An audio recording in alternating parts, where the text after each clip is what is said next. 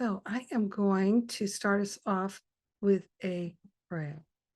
I'm going to invite everybody to place their hands on their heart and join with me in some deep breathing, breathing in the love, breathing in the gratitude. Very grateful and very thankful for the power and the presence of love within us. So grateful that our mind is the mind of God, and we've already been given all the gifts of God. Now and forever, they are ours, and we are grateful to allow ourselves to truly know the peace of God, to truly know the beauty of God awake and alive within us. Yes.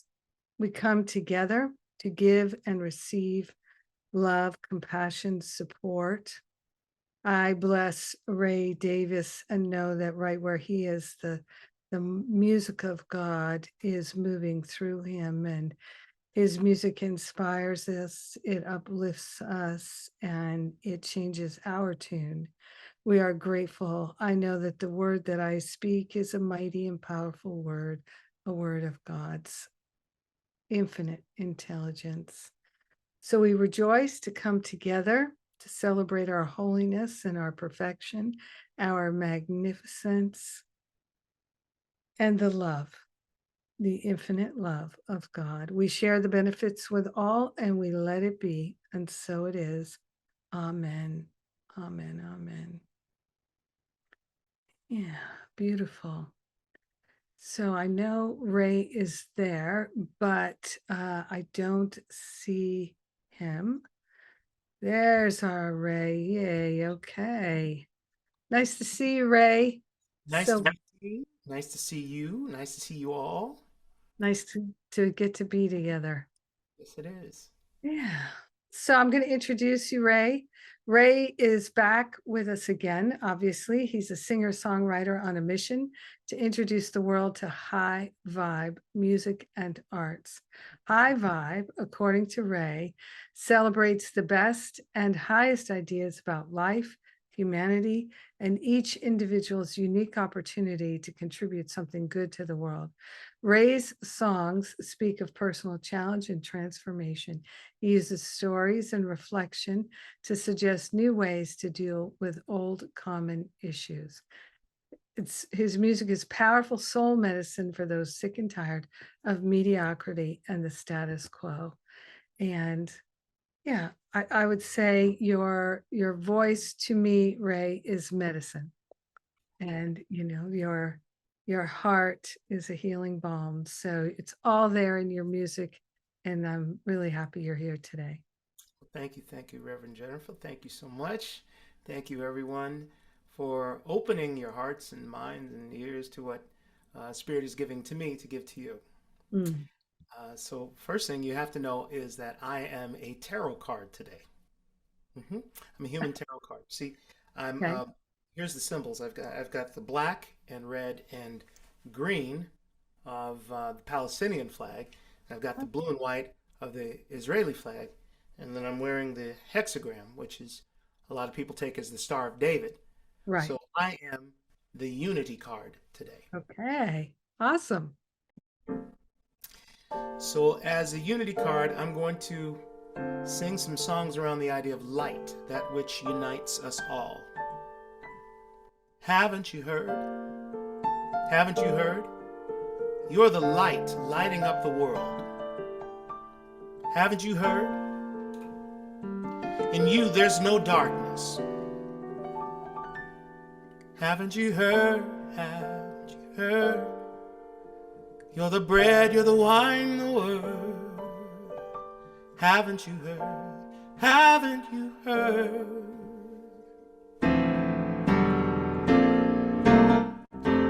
Yeah, yeah, yeah, yeah. La la la la la la la.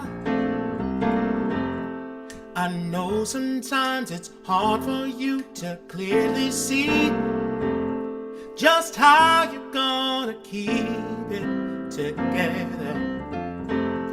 Your obligations and responsibilities, how you gonna meet them in friends. How you gonna make it one more time? But now let's hear the truth of it. You are much, much more than this. Haven't you heard? Haven't you heard? You're the light lighting up the world. Haven't you heard? Haven't you heard? In you there's no darkness. Haven't you heard? Haven't you heard? You're the bread, you're the wine, the word. Haven't you heard? Haven't you heard? You're the light of the universe. Sometimes it's hard to hold your head up high and show the world you've got it together. You think of things that make you wanna run and hide. Who would love you if they knew who you are? Who could you trust to understand? Yeah. But now let's hear the truth of it. You are loved much more than this. Haven't you heard? Haven't you heard? You're the light lighting up the world. Haven't you heard? Haven't you heard? In you there's no darkness. Oh, haven't you heard? Haven't you heard? You're the bread, you're the wine, the word. Haven't you heard? Haven't you heard? You're the light of the universe. You're not the things you have done. You're not the words that you said or the heartache that you're going through. You are the bright of the sun. You are the glow of the moon. And in your presence, the things that seem dark fade away.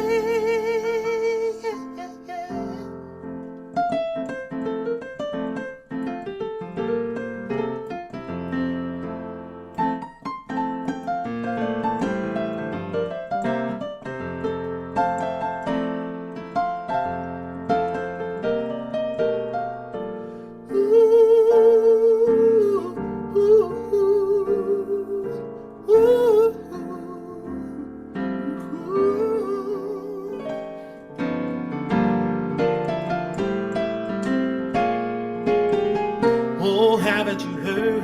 Haven't you heard? You're the light lighting up the world. Haven't you heard? Haven't you heard? In you there's no darkness. Haven't you heard? Haven't you heard? You're the bread, you're the wine, the word. Haven't you heard? Haven't you heard? You're the light of the universe. Yeah, you're the light lighting up the world. Haven't you heard? Haven't you heard? In you there's no darkness. Haven't you heard? Haven't you heard? You're the bread, you're the wine, the word. Haven't you heard? Haven't you heard? You're the light of the universe. You're the light lighting up the world. Haven't you heard? Haven't you heard? La, la, la, la, la, la.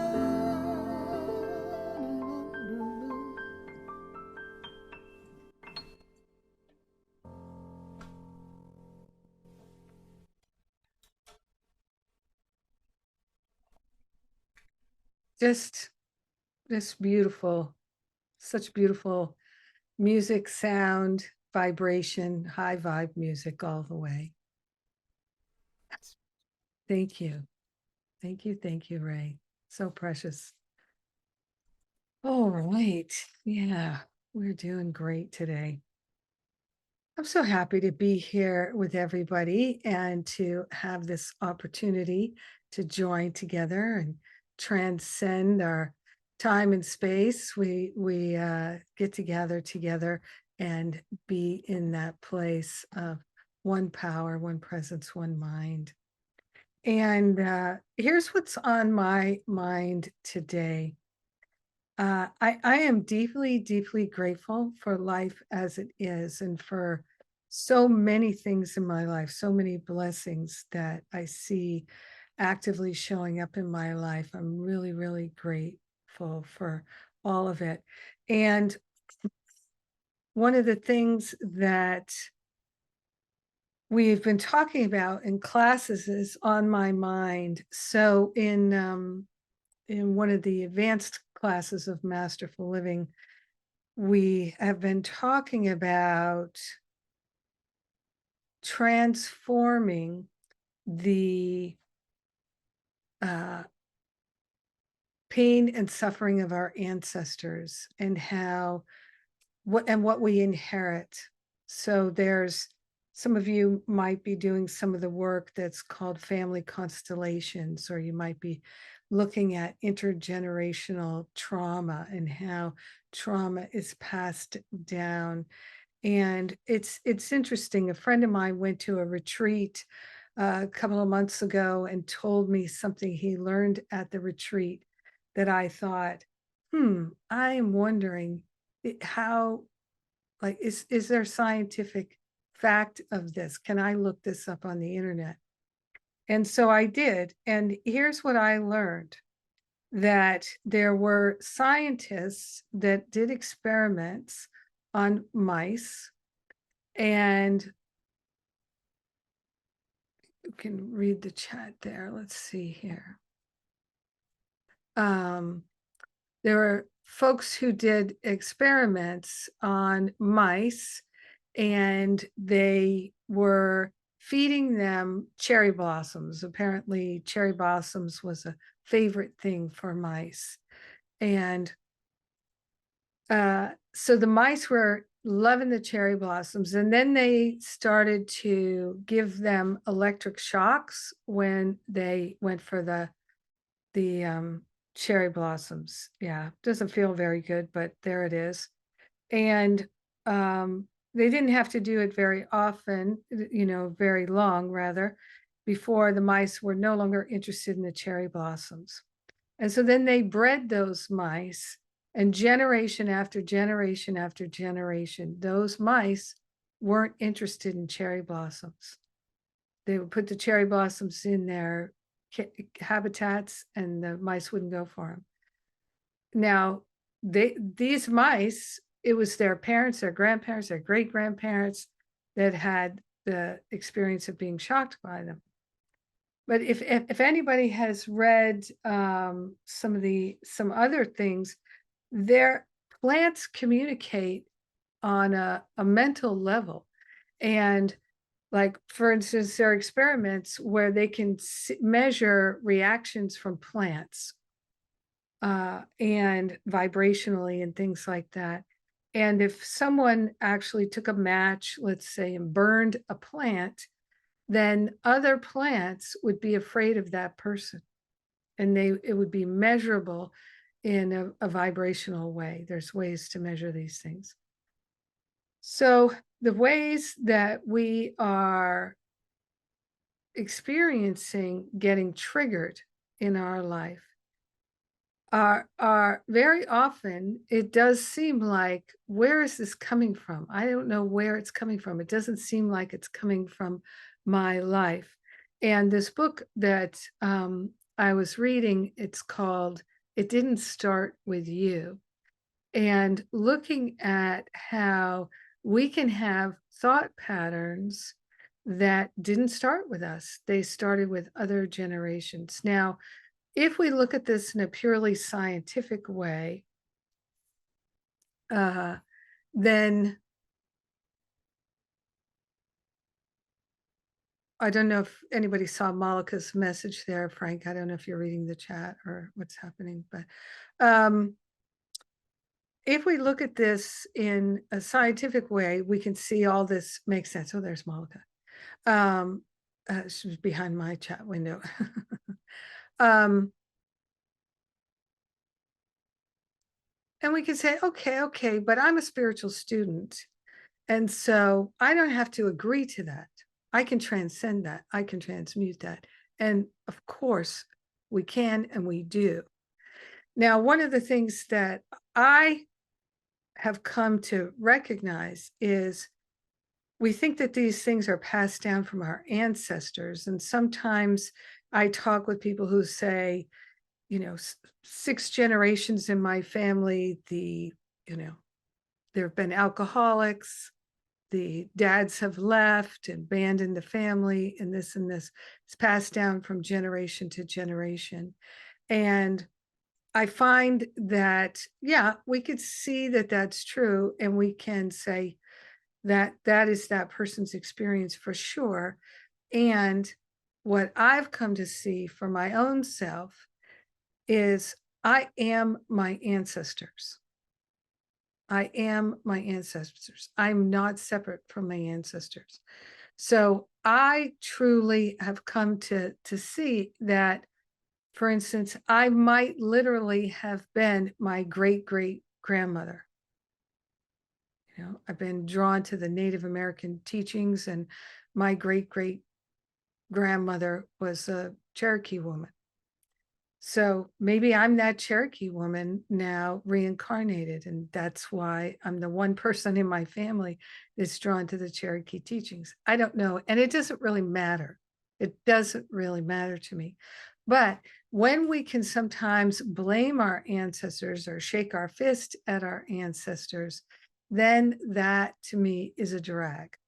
Then we are wasting our energy, because we're here to transmute what happened in the past, and we can't, so that it's not passed down anymore. It's resolved and dissolved by us, transmuted by us, transformed by us in our lifetime. So it can't be passed down again. It can't be. And so the trauma stops here. It's not passed down anymore. And instead, what the generations after me are experiencing is more peace, more love, more joy. Now, I feel guided to talk about this as we're coming into the holidays. It's just how I always feel at this time of year, because people have so much trepidation that comes up, so much trauma that comes up for healing, that gets resurfaced as people start thinking about the end of the year holidays and the Thanksgiving holidays. So in the United States, we have Thanksgiving. In Canada, they have Thanksgiving. I don't know that it's as big a holiday in Thanksgiving as it is here in the United States, but as I always say, it's the biggest family holiday of the year. It's the biggest travel.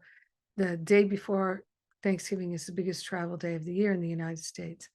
And so what I like to invite people to do, which I have done, is to go into those family gatherings, if you can, go into those family gatherings as a fulcrum point of healing, as a transformational, transmutational presence, offering a divine alchemy by means of our consciousness, by means of our prayerful consciousness and our connection with that higher Holy Spirit self.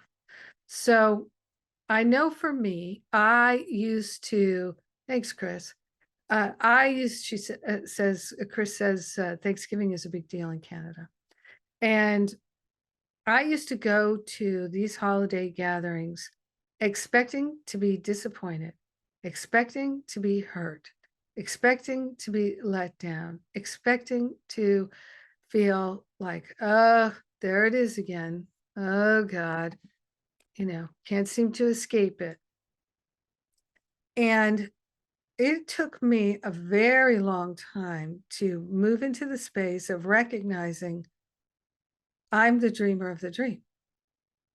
I literally am the dreamer of this dream. This is the dream I choose to dream year after year.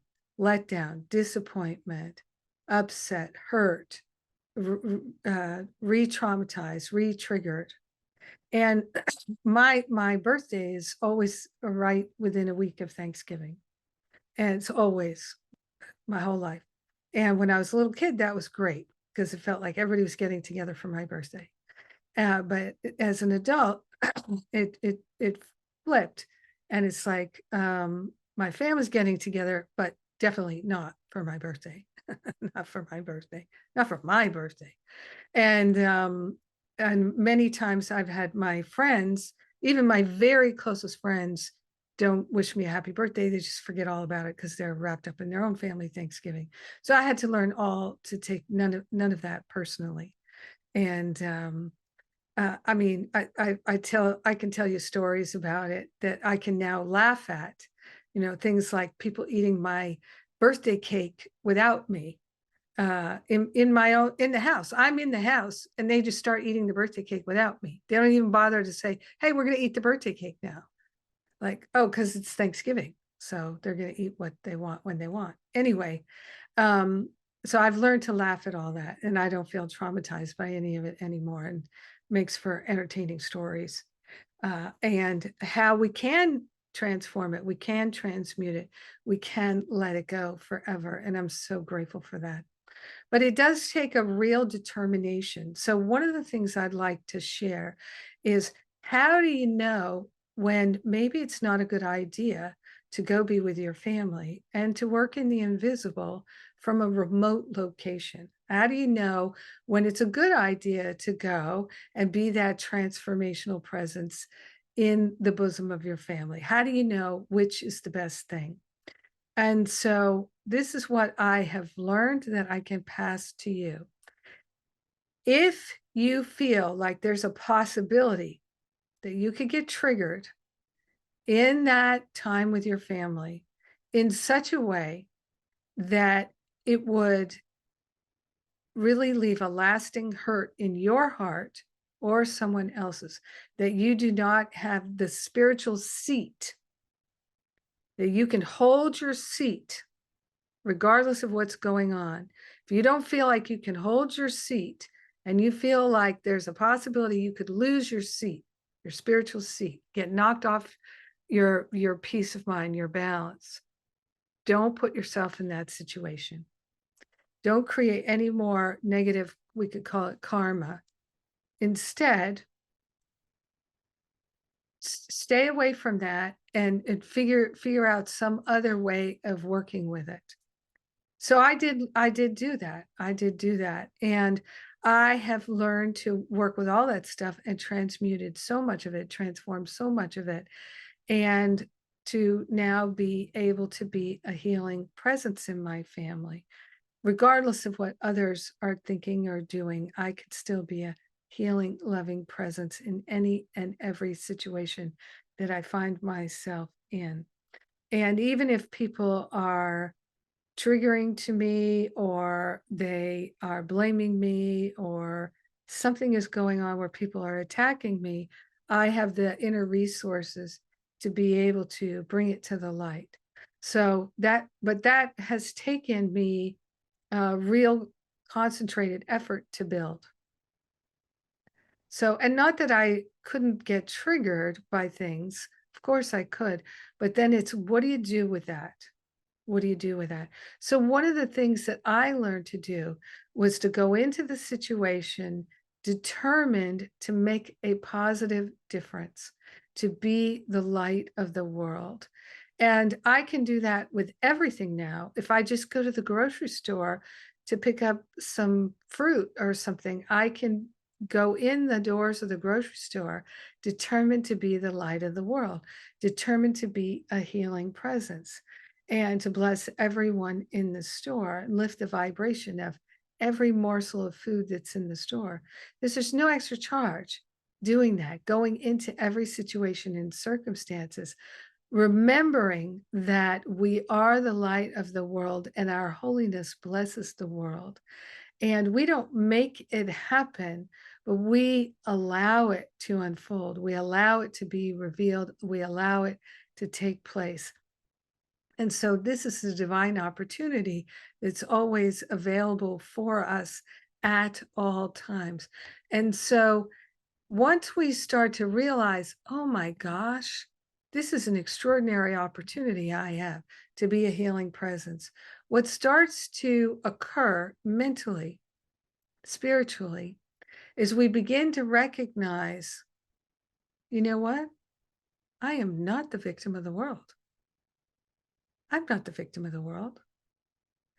A Course in Miracles tells us there's nothing outside of us. There's nothing outside of me.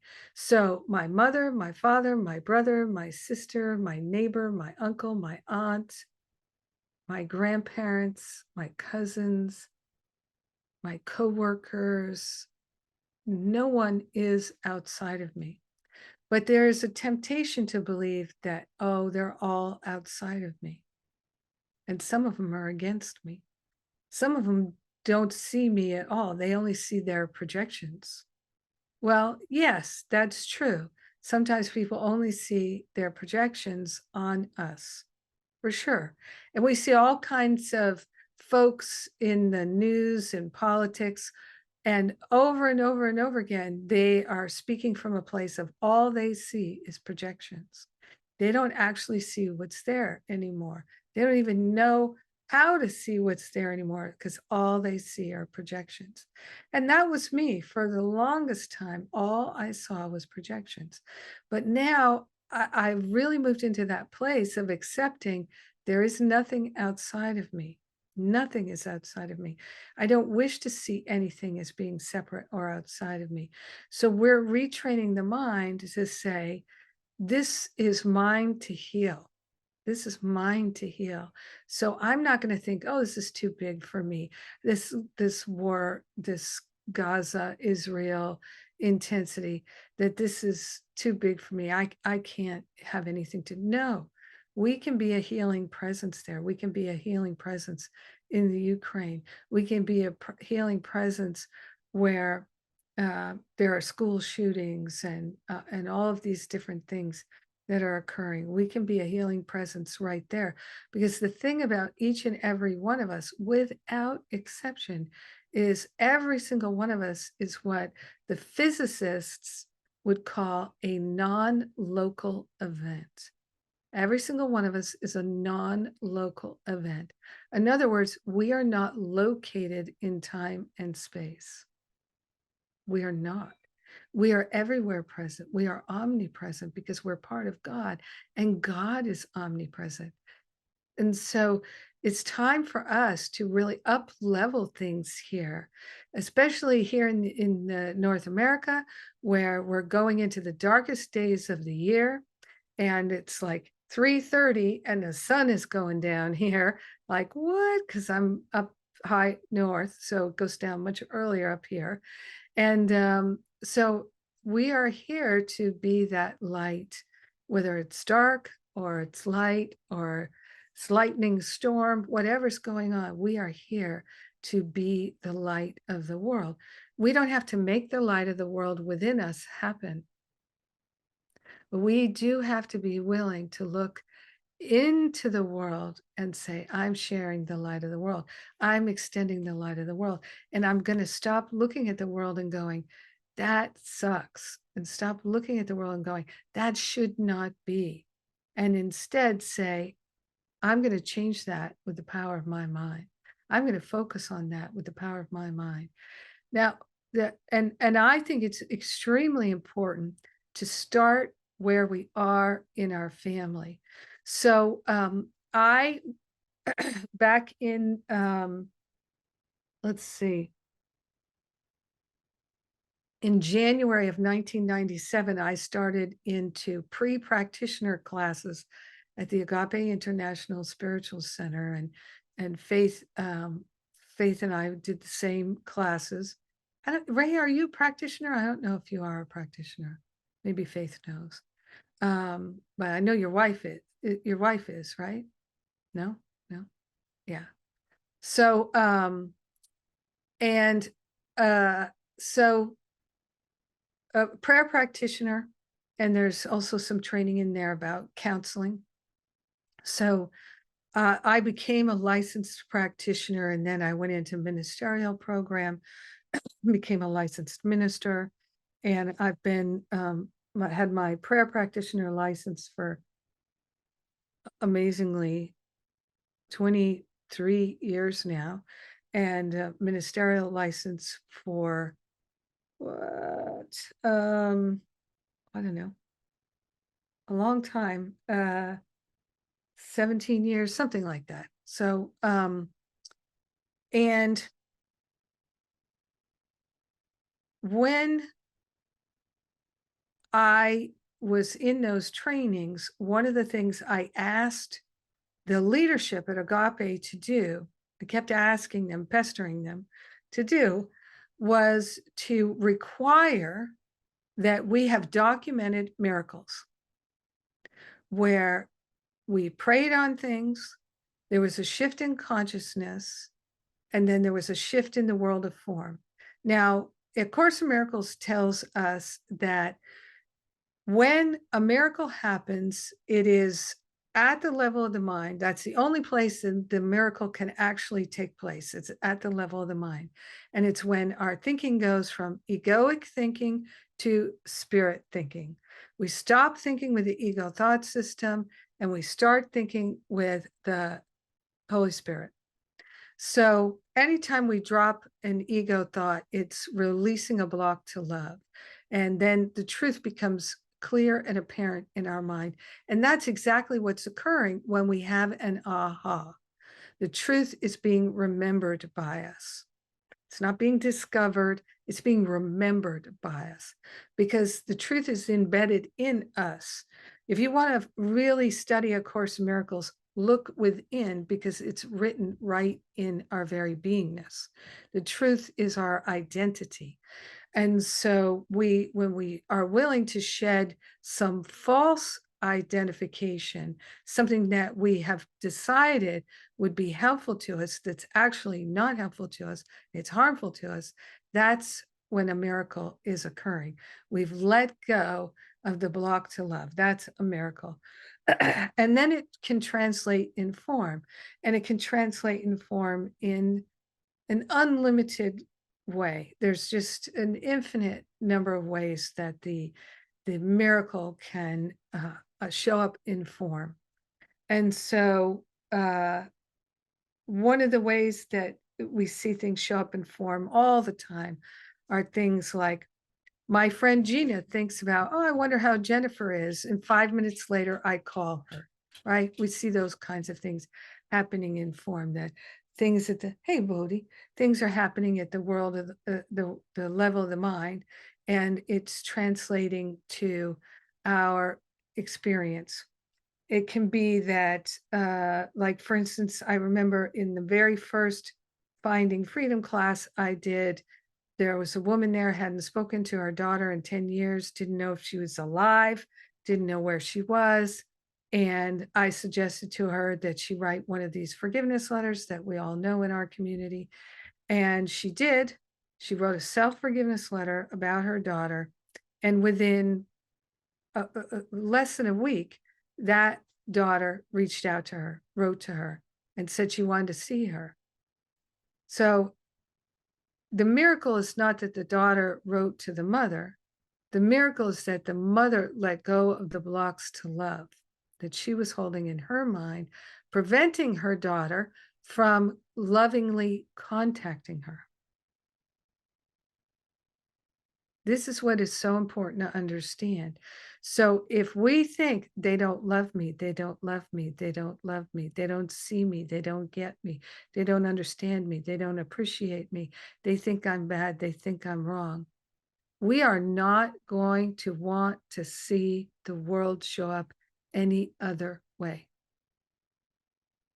And when it shows up the way we're expecting it to, where we're actually in a certain crazy way intending it to, we go, you see, there's the proof.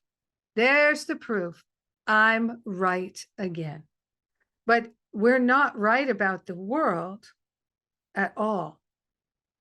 We are directing the world to show up the way we want it to be. And it took me a very long time of studying spiritual principle to finally accept I was doing it and it wasn't happening to me. And once I realized it wasn't happening to me, then I started to be like, okay, well, let's prove that God works. So I cannot afford to think anymore thoughts like they disrespect me. They don't really see me. They don't really understand me. I can't afford to think those thoughts anymore if I don't want to have that experience anymore. I have to, I must stop thinking those thoughts. And for me, that was really one of the hardest things I ever did in my life was stop thinking those thoughts. But I had a great motivation because I just didn't want to have those experiences anymore.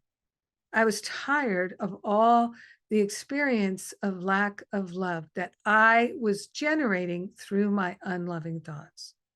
Because as long as I was convinced they don't really get me, they don't really understand me, they don't really see me, they don't really know me, they don't really love me, they don't really appreciate me. They really, no matter how they showed up, I only saw what I expected. There were no surprises because even if they went all out to love me, I couldn't feel it because it was not a vibrational match for my thinking. Even if they went around the moon and back to try to show me they understand me, they get me, they love me, they accept me, they care for me, I couldn't accept it. I couldn't accept it. I had to reject it because my mind could not accept it. My mind was not looking for it. My mind was not available for it. My mind was only available for my interpretation, which was a match for my belief. And when I really got, I have to discard these beliefs. That is the thing that I must change. No one can do that for me. I have to do that. I have an attachment to these beliefs. So, yeah, I can look at, well, why do I have an attachment to these beliefs? But in a certain sense, it just doesn't matter. Like the mouse can go, why don't I like these cherry blossoms? Why do I have an aversion to these cherry blossoms? In a sense, it just doesn't matter.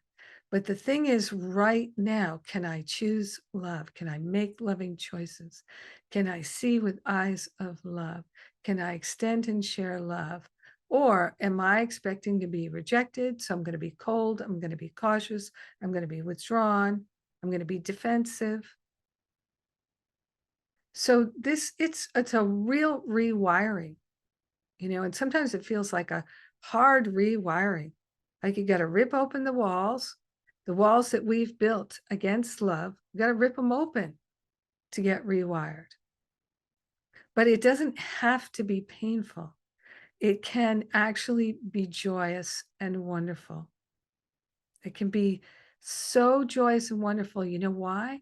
Because it's liberating. It's liberating from pain and repeated suffering. It's so liberating. There are so many things that show us in the world exactly what I'm talking about here. And the one that comes to my mind right now that I've referenced so many times because it's so deeply meaningful to me is the end of A Christmas Story, the Ebenezer Scrooge story. Right. And I love that old black and white version with Alistair Sims, right? And he does it so well. And he wakes up on Christmas morning after having gone through all the drama with the three ghosts. And there he is in his bed with the bed curtains and everything. And he realizes, he hears the bells, Christmas morning, he realizes it's not too late. It's Christmas morning. He didn't miss it. And he jumps out of bed and he starts thinking, what can I do? What can I do to do things differently? Now he's motivated to do something differently because he has seen very clearly all through the night that his life experience that he blamed on other people all the way, he now sees it was him, it was him, it was him, it was him. And he now sees I can change this because it's me that does it. It's me that makes my experience and everybody else's experience. I'm influencing everything. So let me do something differently. And he's so excited, like a little child right? And he's jumping around his room and he's dancing and he's saying, I don't know anything. I don't know anything. And he's so happy to discard all the things that he thought he knew when he went to bed. And now he's like, I want to celebrate. I can start anew. I don't know anything. And then he gets excited and he's so, so happy. And then he says, I don't deserve to be happy, but then I don't care. I'm so happy. And I can completely relate to the Scrooge story. And that's one of the reasons why we still love the Scrooge story. No matter how many versions are made of it, we still love it. We still love it because it really is the story of our letting go of the ego and stepping into spirit. And on in our consciousness, we know that we're always being guided to make that shift and make that change. And no one can make it for us, but everything points us in that direction. If we want to be miserable, we can be as miserable as we want to be. And if we'd like to be joyous and be truly helpful, we can be as joyous and truly helpful as we will allow ourselves to be. And there's no past experience that has to be our precedent. Past does not have to be our precedent. We can drop it in a minute because there's nothing outside of us. It just takes a willingness to really open our hearts and live from the open heart. And one of the things that to me is the most miraculous of all is the more open-hearted I am, the more loving I am, that it makes it impossible for anybody to hurt me or hurt my feelings. My feelings can only get hurt when I'm closing down. But when I stay open, then I can have compassion for even the people who have no compassion. I can pray for those who despitefully use me. I can see everything differently, and I can see every cry for love as my opportunity to be truly helpful. And I never have to punish anybody for blowing up their cry for love in my face.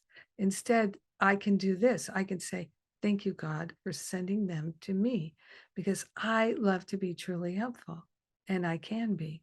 So let's do this. How truly helpful can I possibly be with this person right in front of me? Show me. Let's blow out the jams. Let's be as truly helpful as it's possible to be right here, right now, with this person and their cry for love. Unlimited, unprecedented. It's our true nature. So let's live from that space because the whole world is calling to us right now. And let's, as we're moving into the holidays, let's take this energetic of, let's forget all the trauma of the past and say, I am bringing this to the light. The Holy Spirit makes it so. All I have to do is be willing to do whatever I'm guided to do. So in that truly helpful prayer, I don't have to wonder what to say or what to do because the one who sent me will direct me. And I'd like to go where Spirit sends me. I'd like to be directed. Now, here's the hitch that many people come up against is they go, oh God, I don't think I want to go where God directs me. No, no, no, no, no, no. No, no, because God's going to say to be helpful to somebody who's being an a-hole, and I don't want to do that. Or God's going to say to forgive that person who raped me. I don't want to do that. God's going to say, that person who took my job to not hate on them. I can't do that. And God's going to say, no more cocktails, and it's cocktail season, and no more chocolate, no more ice cream, no more sex. No, but God's not saying no more of any of those things. Those are things that ego says. God doesn't say, don't eat the ice cream, don't have the cocktail, don't have the chocolate, don't have sex. Why would God care if we do any of those things? This is a world of infinite exploration. Try it all or don't try it all. Look at Buddha. Buddha tried everything, right? And then he tried nothing. the most incredible deprivation, sitting under the Bodhi tree for 30 days without moving. Try it all, try nothing. Experiment, play with it, find what you like. Whatever lights you up to be your true self, the most loving person you can be. Where did Jesus hang out? He hung out in the taverns. And the rabbis would say, that guy, it can't be a holy man. He hangs out in the taverns. And Jesus said, where are the people who need the most support and love? They're at the bar. They're drinking.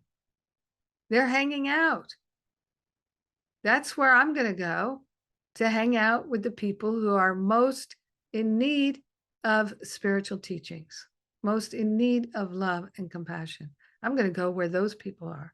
I'm not going to go to the temple where the people who think they're so holy are judging everyone. That's not my place. My place is in the tavern with the people. So ours is too, not that we all need to go to the bar and hang out but maybe you feel called to do that, to go and talk with folks where they are.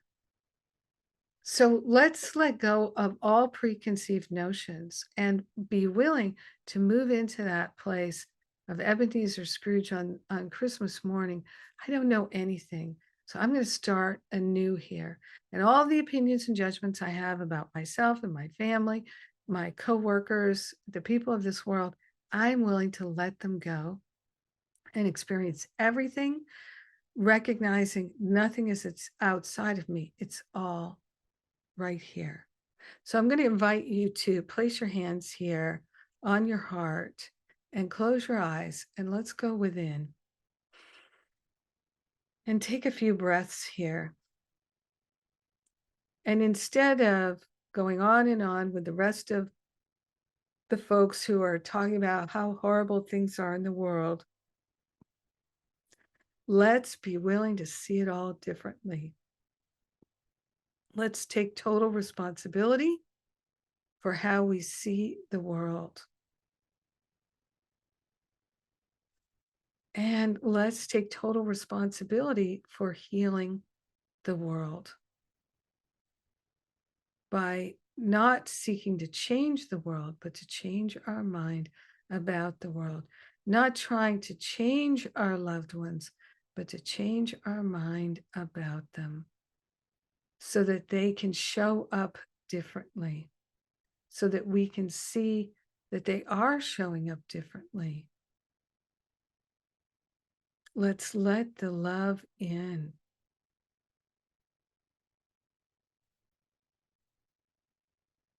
So I invite you to think of one thing, to come to an awareness of one thing that is like a splinter in your mind. It's like a thorn in your foot, in your heart, that you could be willing to change your mind about and to see it differently and to know this is a blessing to me. Bless this situation. This situation blesses me, and I bless this situation. I'm willing to see it differently. I'm willing to see there's a perfection, there's a wholeness and a holiness.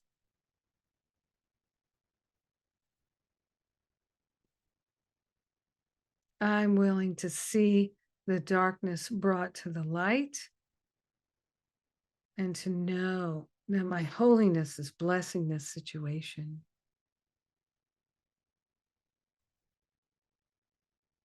And let's commit to continuing to see it differently and energize it with a different thought until it transforms. Because what I know is it cannot resist. It cannot resist.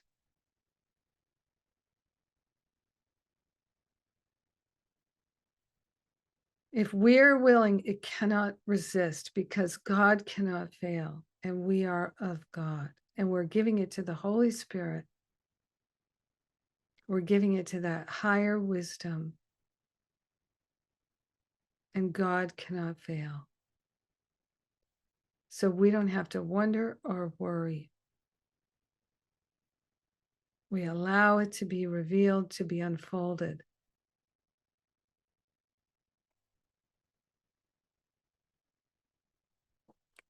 So I invite you to stay in this place of energizing this, holding this, being willing to have a new thought about it, and to take responsibility for shifting it by giving it to the Holy Spirit over and over and over again until the shift has occurred.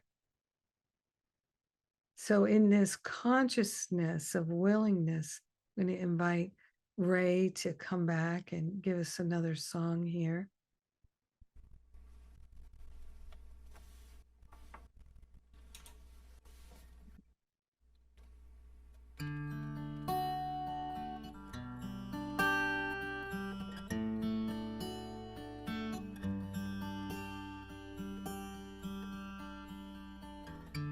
Sunlight falling, warm around your head,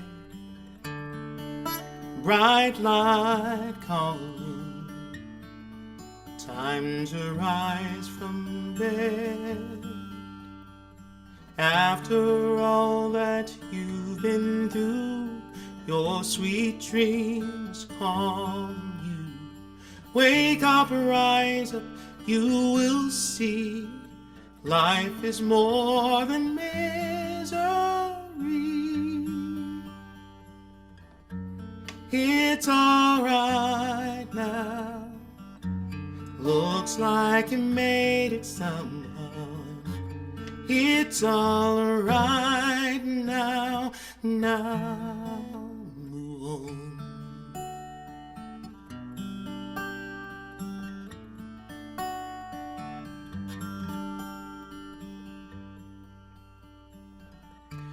You need not mention all the webs you've spun. No invention can undo what's done. Guilt can only weigh you down if you let it hang around. Wake up, rise up, breathe it in. You can start all over again. Oh, it's alright now, looks like you made it somehow. And it's alright now, now. Give into this epiphany, let your soul sing a symphony. Sing against darker destinies and let it all go. Why not give yourself another chance to live and to love beyond your circumstance? Get up, stand up, and join the dance, and let it all go. Just let it all go. Just let it go, let it go, let it go, let it go. And just move on.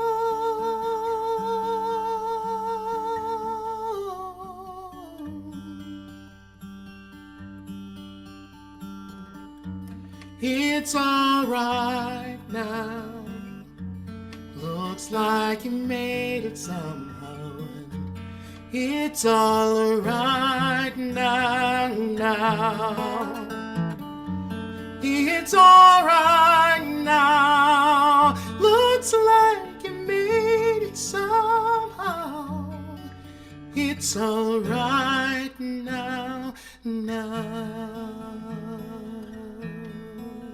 Oh, now move on.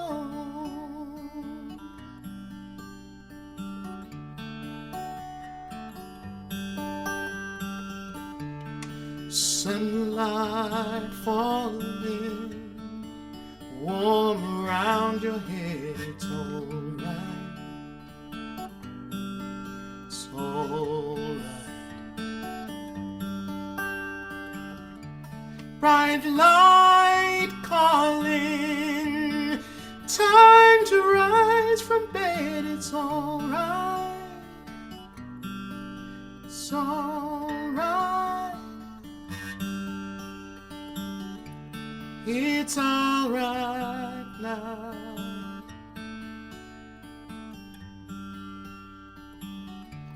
It's alright now.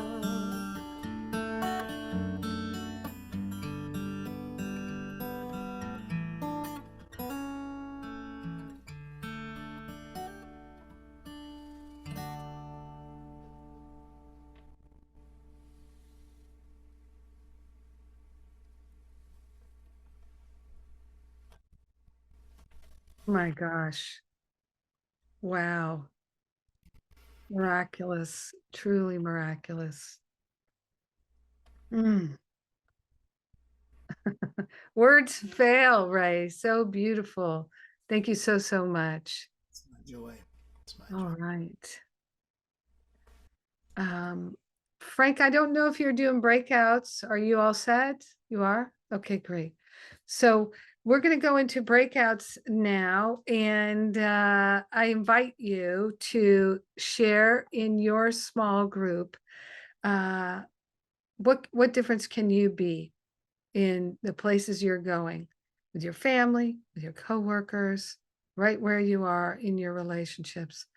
Are you willing to be that fulcrum point of healing? Are you willing to wake up on Christmas morning like even Ebenezer Scrooge today and every day and say,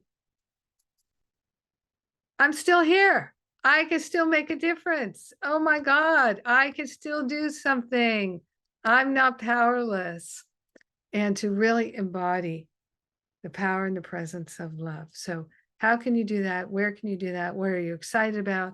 Because one of the things, as I started to say, I asked the leadership at Agape if they would please require of the ministerial students, the practitioner students, to have miraculous demonstrations of their prayer work.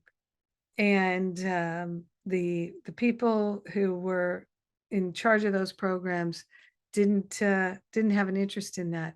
So when I started my own spiritual counseling training, I said, and the prayer practitioner training, I said, we're going to require that people document their miracles.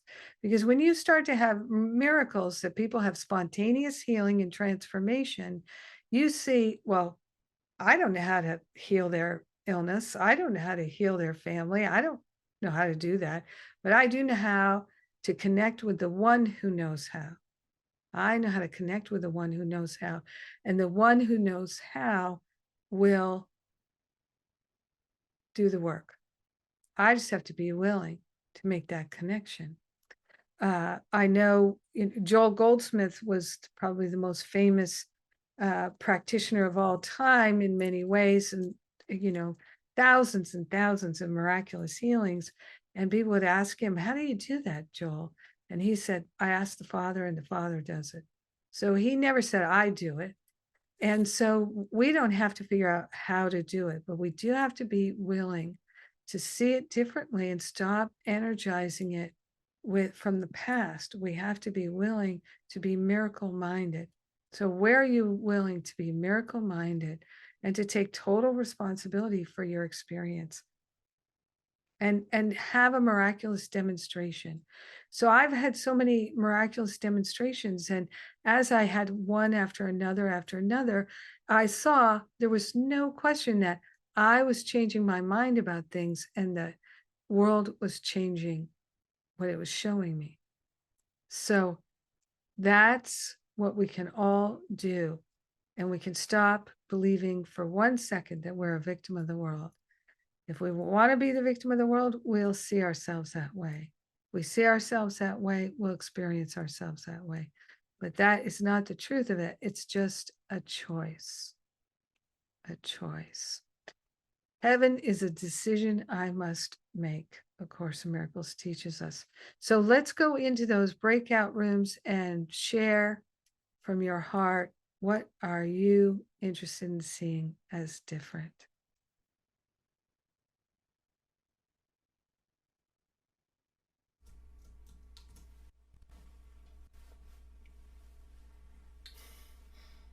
All right, Ray. So I've been talking, and I would love to hear anything you would like to share. Hmm. Well, first, the courage of that talk.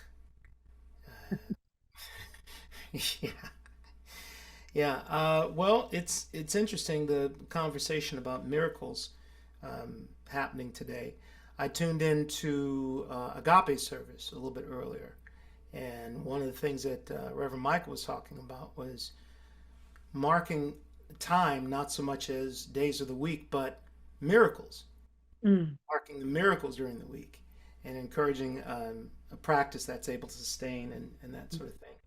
Um, as far as a change I'd like to make, this is literally what I've been working on in my own particular practice, is changing my consciousness from this ground level physical expression level of things and into that higher sphere, that really the Christ consciousness, and focusing on that.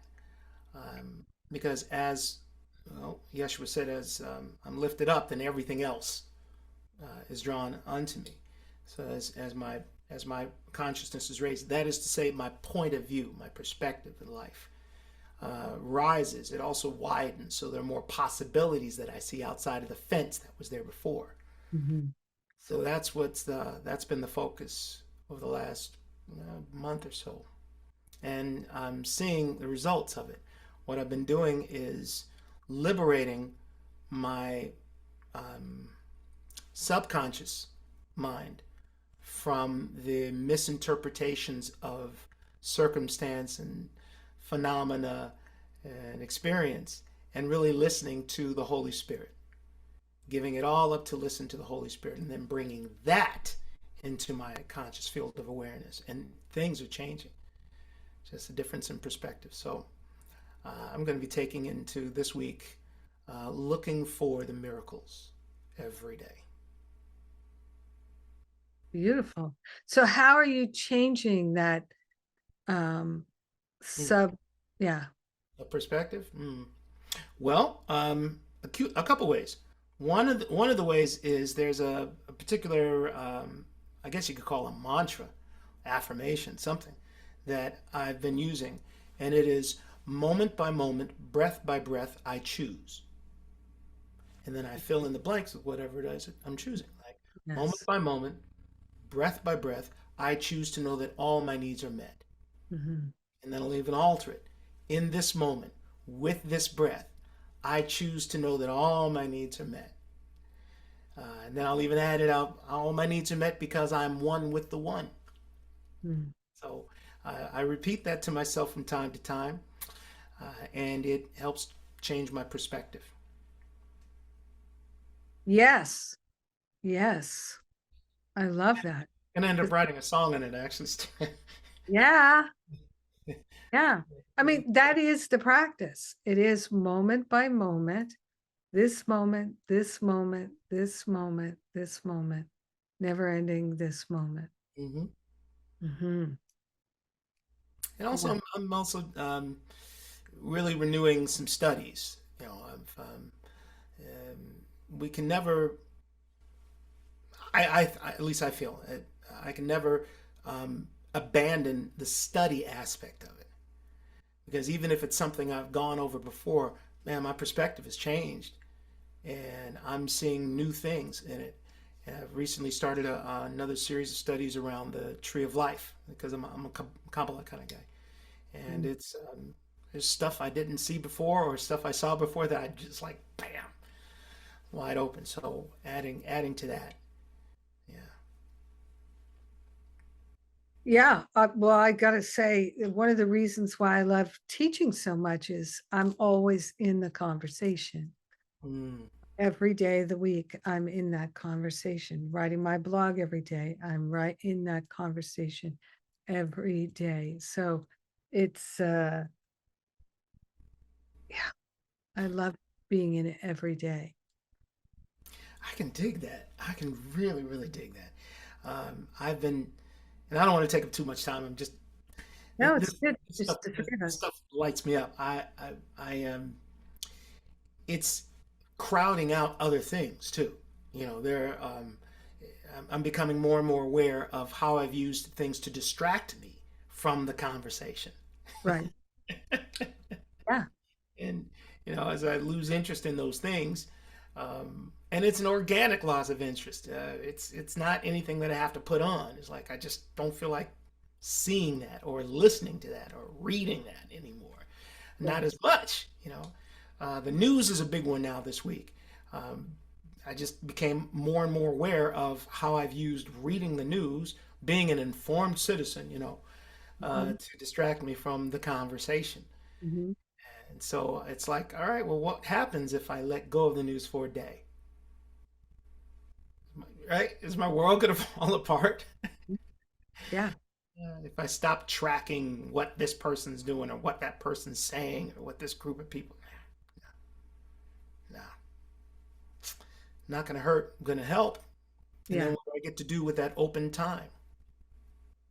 That open time and space. So moment by moment, breath by Yeah. breath, choose to Yeah. live. All my needs are met, even when I'm not watching the news.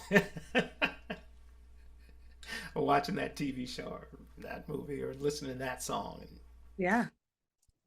I went through a period where I kind of all of a sudden I canceled all my magazine subscriptions and I disconnected the cable and all that stuff. mm, I um I really and my friends started to know and they would say, I know you're not watching television. I know you don't know what's going on. So you need to know this is happening, that's happening. Because I really tuned it out for about um 15 years. Yeah. wow. How Yeah. clear did you get then? Yeah, it was great because I had so much inner work that I was doing. It was really, really helpful to me.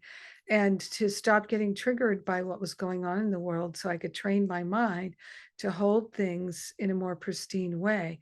So it's very beneficial to me.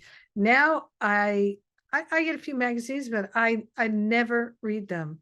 And I'll take a stack of them on vacation with me and I forget to read them while I'm on vacation. But I look at the New York Times headlines every day, pretty much, and occasionally a few other newspapers. And I do listen to some news for sure, because I do wish to know where can I put my attention that healing is happening. Yeah, and as an actor as well as a musician, it is a good idea for me to stay in touch with some things that are happening. Important movies or television shows, and Yeah, able to see things into performances that I couldn't before. But the difference is, can I turn it off for an period of time?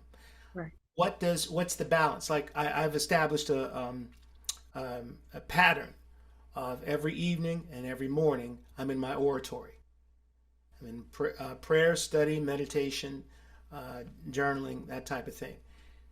Do any of these things crowd out, compact it? So, for instance, my evening time, am I allowing television, music, that's not my own or even my own, to compact the time that I actually need to put into my evening oratory? Yeshua said, "Seek first the kingdom of God and its righteousness, and then everything else is added." So let me really focus my attention on that seeking first. So I'm not going to become fanatical about it, but I do guard the borders of that time. And the more I do, the better it gets. The less I do, I can feel myself falling out of alignment. That's right. Yeah. Yeah, it's a very easy experiment to do. We can find out right away what brings results. I Yeah. appreciate that. Yeah. Faith, how about you? Wow, what a great service this has been. And Ray, thank you for all of that and your beautiful music today. You know, I can feel all of this reconnection that you have with spirit and this willingness to be in the conversation. And the conversation is the conversation of love. Mm. That's what it is, right? We'll be willing to be in the conversation of love. And I feel that even in your music today, Jennifer, wasn't there something just amazing and Oh magnetic? my God. Yeah. I mean, there's something going on with you. You've Yeah. always been amazing, but something is coming through. Spirit is using you in such a way right now that Seriously. it is just awesome. Yeah. Seriously. Like a lightning bolt to my heart. Yeah, absolutely. I love the guitar today too, by the Yeah. way. It was so it's guitar is such an intimate instrument, so it kind of brings that. And you've done that song without guitar, right? You do that on piano. It's been in piano, yeah. Right. It's really cool on the guitar. It really had a kind of interesting moment for me. Mhm. So, I have had such a wonderful morning. I went over to Agape this morning for the service. I was able to go into the early service, saw everything, and was Reverend Michael was just like, he was the conversation of the miracle of the moment, whatever it is. He says, if you wake up and the only thing you can say is, the miracle is I just woke up. That is the miracle of the moment. Yeah. But the other thing that he said, and what Jennifer, you're talking about too, is that he said, be willing to be unreasonable in your love. That we think that he was saying, people say it's reasonable to have casualties in war. He Right. says, what if it's not reasonable? What if Right. it's unreasonable? No Right. war, so no casualties. Right. And I just, this is the conversation of love that we're now starting to have in our communities. And as we start to hold the high watch for everyone in the world, this will shift. It absolutely will shift. And a beautiful miracle that just happened while we were in service, while you were speaking, I got the hit to text my old producing and writing partner who kind of had a falling out with like about 8 or 9 years ago. I haven't spoken to him since, but I wanted to speak with him because there's a couple songs we wrote that I wanted to redo and present to a music supervisor. So I reached out to him by text. I think I've called him before and got no response, but I reached out with by a text this morning saying I'd love to connect with you. He texted me right back, said I'll call you later this afternoon. I'd love to reconnect. Put some like a rainbow in there and emoji, and I'm like, wow. There you have it. That's the miracle of being willing to be in the conversation of love. Right. And then something else. I'm kind of on fire here, so I'm sorry, but I want to say something else. I realized something as I was talking to my friend yesterday, and I was talking about one of my sisters, and I realized that and we do this sometimes with our friends and our sisters, people that we know, and they say, "How are they doing?" Well, she and she's married to that guy. That you kind of go down that road and you talk about it that way. And I'm like going, "That's not the conversation of love I should be having about my sister." No, my sister is a big heart. I'm holding that her life is good. She's always been good to me. I love her. What if I have that conversation about my sister instead of going to the thing about her that I'm worried about or the thing that I think she should change or whatever. And I'm checking in with myself now. How many times do I have a conversation about a friend or a family member or someone I know, and it's not the conversation of love? Mm.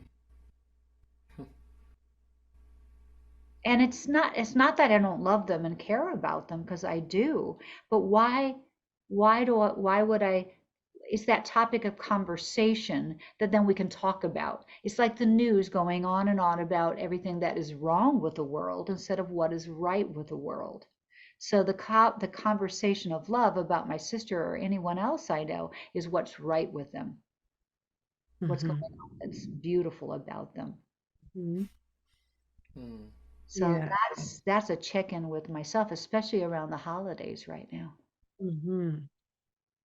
Are we going to our our holiday get-togethers and think, oh, they're going to be there and that they always do this thing, and I'm going to have to now, like make sure that I, you know, have that loving heart and all of that. Well, maybe start the conversation. They're going to be there. You know what I love about them?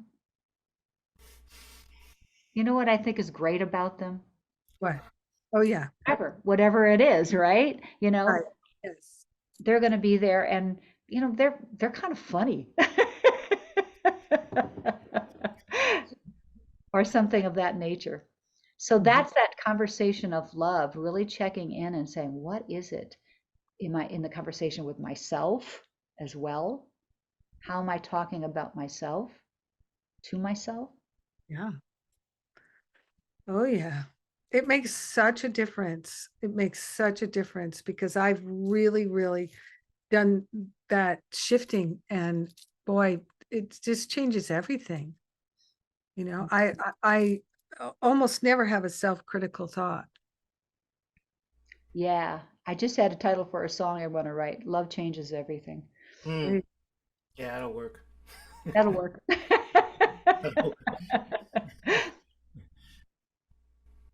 Yeah, I just don't beat up on myself anymore. I'm not unkind to myself anymore. I just, no, that's like I have a line. I don't go there. That's Hmm. excellent. Yeah. Yeah. Yeah. It's just a habit. You can break it, and then it's gone. Look at that beautiful baby. Can you Yeah. see Nisi's baby? Oh, Yeah, wow. that's sage. See, Sage. It's a wee band. Yeah. Oh, she's so sweet. All right. Welcome back, everybody. How was the breakout? Was it helpful? Was it good? Was there something helpful in there? I hope so. And I am going to make a few announcements, and then I'm going to turn it over to Ray so he can make some announcements. And then we'll have one more song from Ray, and I'll say a prayer to close us out. So, announcements. I think the big announcement I have right now is that Spirit gave me this idea a few days ago in a staff meeting to offer to anyone who registers for my year-long program, Masterful Living, next year, to give them my forgiveness retreat, which starts on Thursday, for free. So I can't pay for your room and your board and your travel, but the tuition for the retreat is a bonus. We always have Masterful Living bonuses, and I like to make them live in person, those kinds of bonuses. There's a lot of times there's a lot of download bonuses and we never even listen to them or whatever, but to do the work together in person. So there's a few things I like more than really when we can be in the same room together. And so Malika's going to be there. I'm going to be there. Others are going to be there. So if you sign up for Masterful Living next year now, you can come to the retreat tuition free. So, yeah, and there's more bonuses. So Masterful Living program. And I'm going to turn it over to Ray. So I'm putting in the chat now 3 ways you can keep track of what I get to do. For the last 6 months, I have had every Saturday night an online show called High Vibe Saturday Night with Ray Davis. We are going on a holiday hiatus to retool. The show is coming back in the new year in a more fabulous way. So we got some work to do. But if you want to stay on top of that, it's a wonderful time too. It's a wonderful show. Faith was our guest on our show a couple months ago, and but so if you want to find out more about the show and keep track of what's going on, connect with me on either YouTube, Facebook, or Instagram, and that information is there in the chat right now. So that's what's going on. And I do have a final song for you, staying with the idea of light. And this is a song for all of us light workers. Those of you who are bringing light into the world. This is a song based on the teachings of Yeshua, known as the Beatitudes. It is called Blessed. And I'm going to, wait. Oh, no. No. Come here. Come here. There we go. Wake up.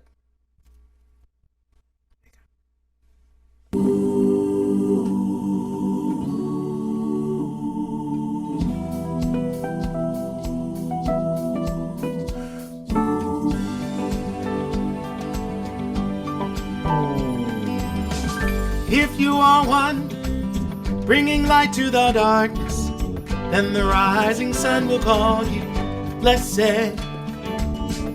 If you are one who in darkness will nurture the light, then the setting moon will know your name. Your name is blessed, for you are tested, for you are rebuked and you are scorned. Though they revile you, they can't defile you, for all receive their just reward, just reward. If you are one being light in the darkness, then the blazing sun will call you blessed. If you are one who in darkness will nurture the light, then the glowing moon will speak your name. If some accuse you, if they abuse you, it's just that they don't know what they are. They have rejected what you have accepted. They fear the light and you shine like a star. Blessed is your name, even as they set their evil eye upon you. So rejoice again, I say rejoice, as you make a choice and raise your voice. Food for the hungry, shelter for the homeless, water for the thirsty, support for the oppressed. See, you are the blessing when they pray to be blessed. There's no need to fight when you are the light. Just shine, shine, shine, yeah.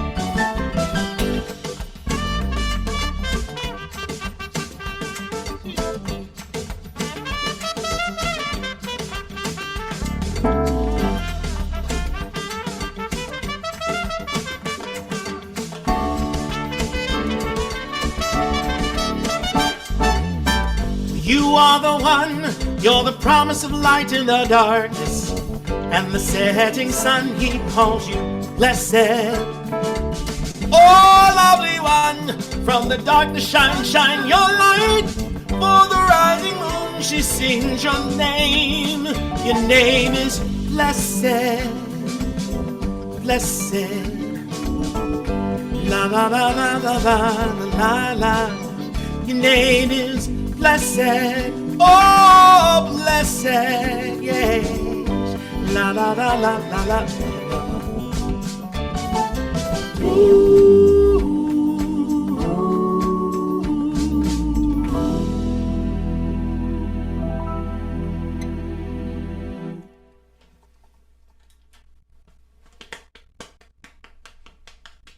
Oh my goodness, you're on fire.